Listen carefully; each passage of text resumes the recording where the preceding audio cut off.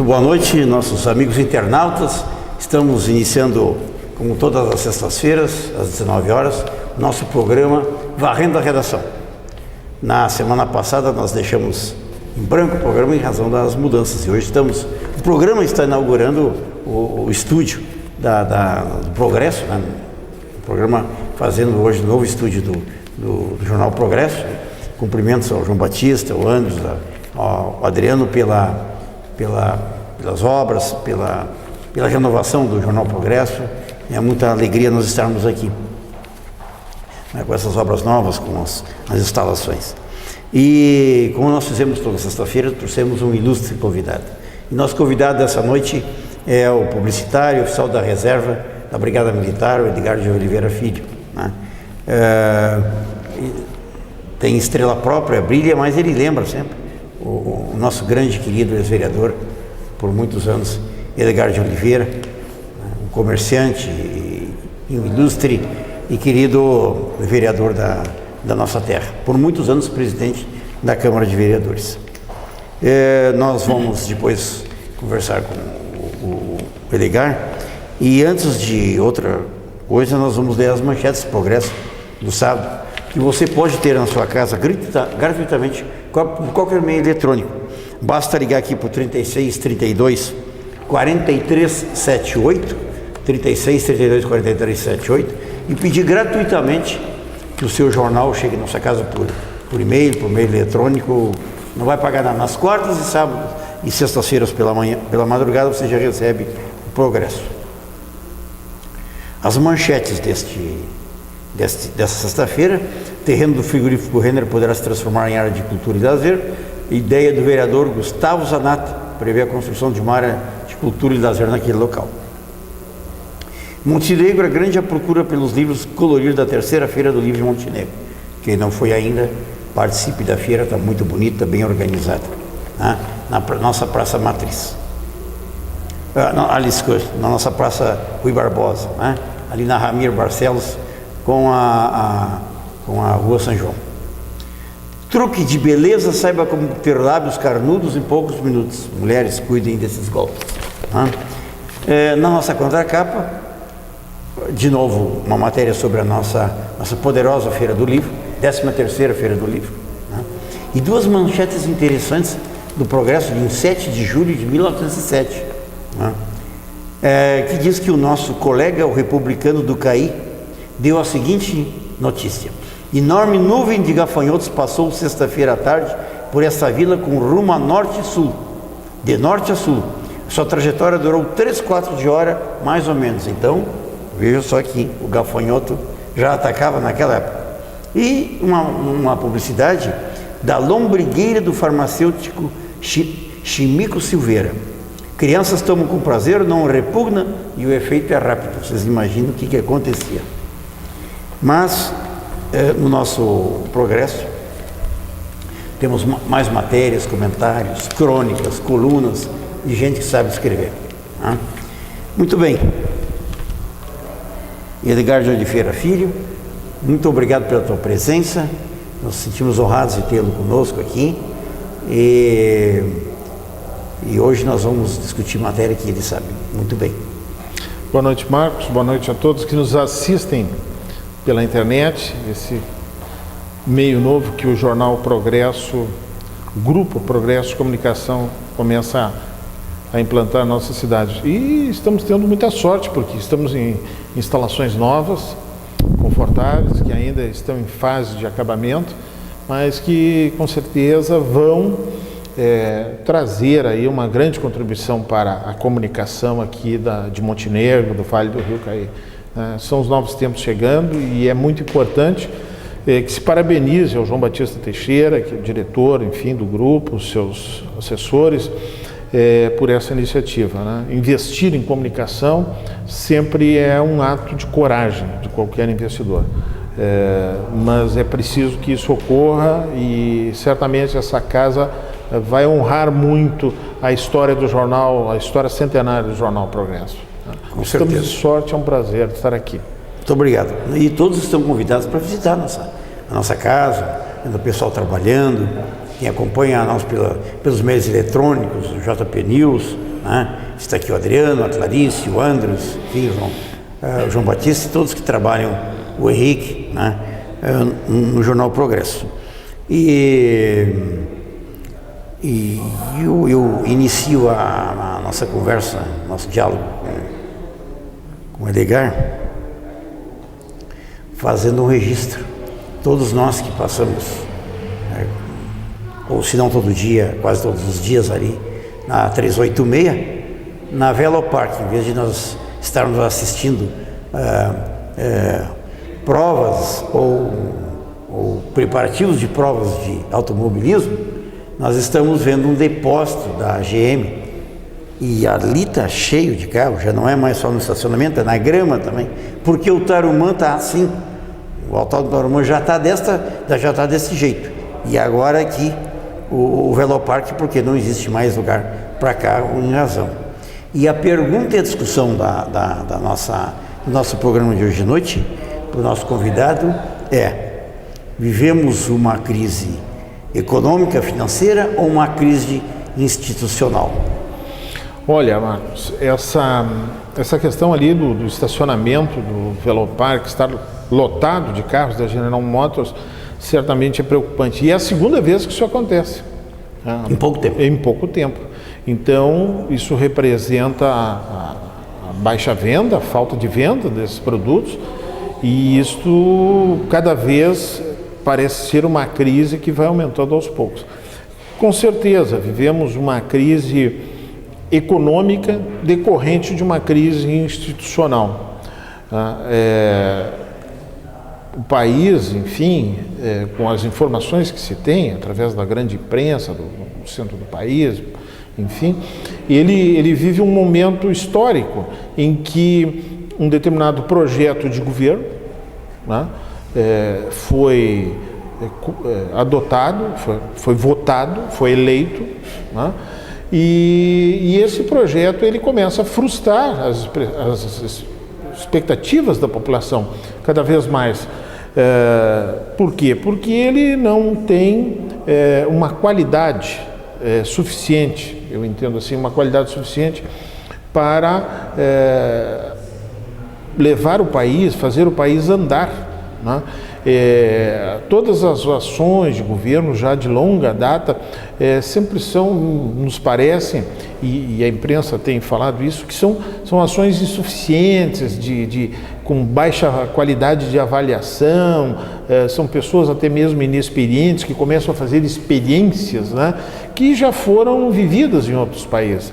Então esta é uma questão assim de governo, é um problema institucional, de condução, de ação política, de ação administrativa até. Então, com isso, esse problema institucional, ele gerou esse problema econômico que está afetando cada vez mais as pessoas, né? E é interessante que ele vai afetar a classe média, né, que tentou existir no país, e vai afetar cada vez mais a classe C, que todos disseram que foi apregoado, que estaria representando uma nova alternativa da população, enfim, uma nova classificação. Então, esse problema econômico, dessa amplitude, ele vai afetar a esse grupo, né? O grupo do meio, o grupo social do meio para baixo. Os grandes possuidores de fortunas, de renda, grandes rendas, eles têm o seu mecanismo já de proteção de longa data. Vão buscar, vão transformar os seus investimentos em operações no exterior, vão se proteger, né? Então, quem vai pagar esta conta dessa crise econômica vai ser a grande massa da população, que, pelas classificações aí, a classe média, emergente, enfim, essa classe C que surgiu, que começou a consumir ao longo do tempo. Foi um consumo incentivado, liberação de crédito de forma desmedida. A ideia foi boa, mas a execução foi muito ruim, como tudo que parece vir do governo. A ideia é boa, mas a execução é muito ruim. E o governo vai se manter nesse quadro ainda por algum tempo. Algum tempo atrás eu assisti uma palestra do jornalista William Vac, da GNT, em que ele demonstrava claramente, foi antes das eleições, qual é o procedimento da atual presidente da República, né? Que é forçar a distribuição da riqueza através de impostos. Então, isso é uma forma de socialismo, né? Arcaico, é um modelo ultrapassado, a ideia é boa, mas a execução é ruim, voltamos sempre a essa questão. Que distribuir a riqueza do país pela arrecadação de impostos e o governo comandar. A vida não é assim, em lugar nenhum essa questão funciona bem, né? As pessoas querem ter livre iniciativa, querem fazer os seus negócios e tocar a sua vida da maneira que pode. Não é o governo que vai distribuir a riqueza. Então, este modelo aí é o que está nos regulando, está conduzindo a nossa vida. E eu acho que não vai ser resolvido a curto prazo. Nós vamos ter no mínimo uns 2 anos ainda de sofrimento, pagando uma conta que foi estabelecida nos últimos anos, através aí de programas que não resolveram as grandes questões nacionais, serviram apenas para a campanha eleitoral, serviram para dar pano de fundo ao proselitismo político que aconteceu, né? Tivemos uma Copa do Mundo no país que, né, drenou recursos importantes, né?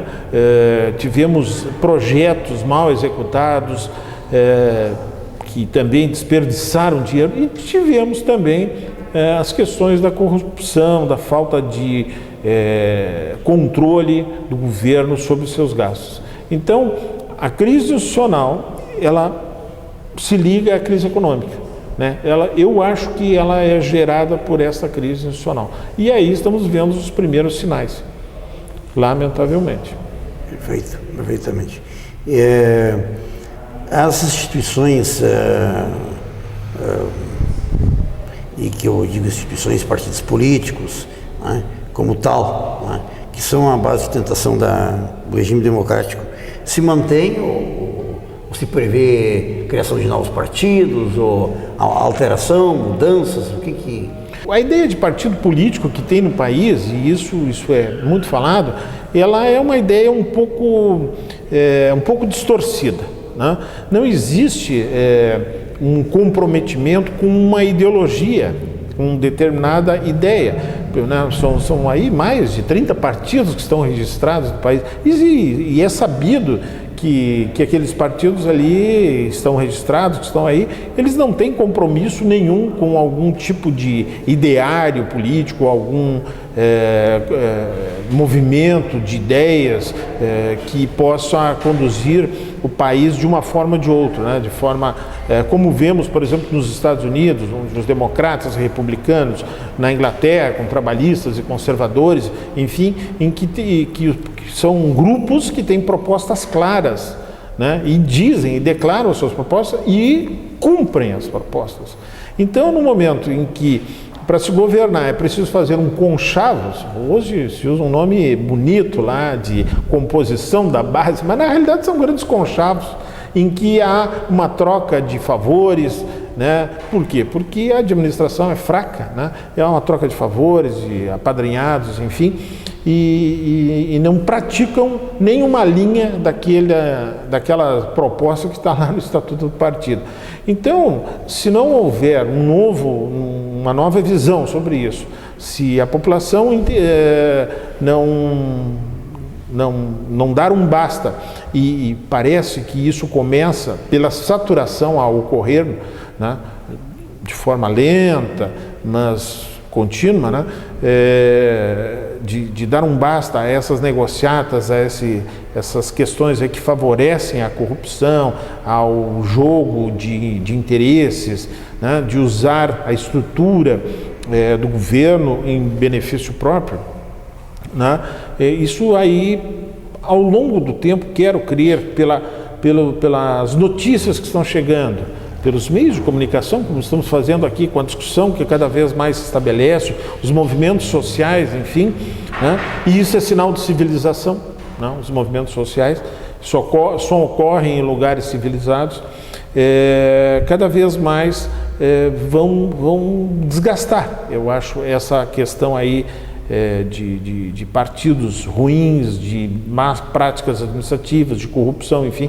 E nós teremos, talvez na próxima geração, né? Eu acho até que essa geração que estamos vivendo hoje é uma geração que não é que vai estar perdida, mas ela não vai conseguir proporcionar condições, né, boas. Ela é uma geração de transição. A próxima geração certamente terá uma nova visão, né, uma nova visão da realidade e não vai aceitar esse tipo de coisa, né? Então isso vai forçar o surgimento de partidos realmente comprometidos com aquelas propostas. Esta é a questão, né? O governo do município, do estado, do país, ele vai ter que cumprir as suas metas, as suas funções de levar o país ao crescimento, de proporcionar qualidade de vida para a população, que essa é a grande finalidade do governo, né? Proporcionar qualidade de vida, enfim, para que todos possam exercer com plenitude a sua vida. Essa é a grande questão. Então, no momento, enquanto nós ainda estivermos com questões aí sobre a discussão de favores, né, para se manter no poder, o poder pelo poder, eu acho um pouco difícil, né? Eu tento resumir a sua pergunta da seguinte forma: é necessário a mudança na concepção dos partidos, né? As pessoas entenderem que quem está num partido, ele precisa se sujeitar a um ideário daquele partido. Não interessa se é de esquerda, de centro, de direita, ele deve ir para o debate, deve se expor, deve debater, deve se explicar à população, e se a população entender, né, e votar nele, né, corrigindo os problemas eleitorais aí de votação, que é necessário que isso ocorra, sob qualquer nome de reforma partidária, reforma eleitoral, enfim, devem ser feitas as correções para que o governo seja realmente representativo, né? É a condição essencial para que sobrevivam, né? E se tornem realmente aceitos pela população, porque hoje já estamos ao ponto de dizer que o governo não nos representa. Este governo que está aí não me representa. As pessoas já estão fazendo essa afirmação. Se o governo não lhe representa, o partido também não lhe representa. Então, quem é quem em cada partido, né? Questões de fidelidade, enfim. Então, vamos torcer para isso. Eu vejo que esta é a saída, né? As pessoas devem ter um compromisso com uma ideia. O partido deve ser isso. Perfeito. Edgar, a cada semana um escândalo novo. E aí, um escândalo novo, que eu digo, uma nova descoberta de escândalo, né? Passamos aí o Mensalão, o Petrolão, né? E agora estamos vendo o BNDE, BRDE e as BNDES. Onde é que isso tem um limite? Agora a questão do enriquecimento do filho do Lula, construtoras, isso tem limite ou não vai ter limite?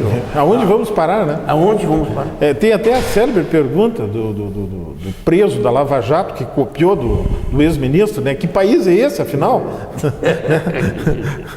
Então, é essa a questão, né? Nós vivemos numa sociedade assim com valores distorcidos, né? Isso vem de longa data, né? Tivemos um período dito autoritário, né, que um país foi comandado à mão de ferro por um determinado grupo de militares, enfim, né, e a reação disso aí parece que foi de pessoas despreparadas, que não se prepararam para assumir, né, e levar o país a uma normalidade institucional, né? Estamos carecendo de gente respeitável, de gente com qualificação, com qualidade, né, que se interesse pelas grandes causas públicas, né, pelas grandes questões públicas.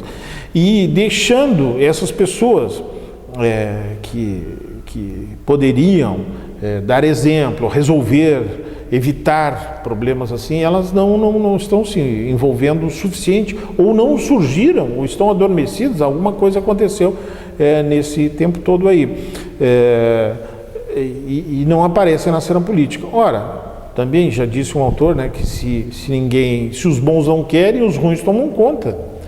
né? E os ruins estão aí justamente para se locupletarem, né? Para buscarem vantagem, para terem o poder pelo poder.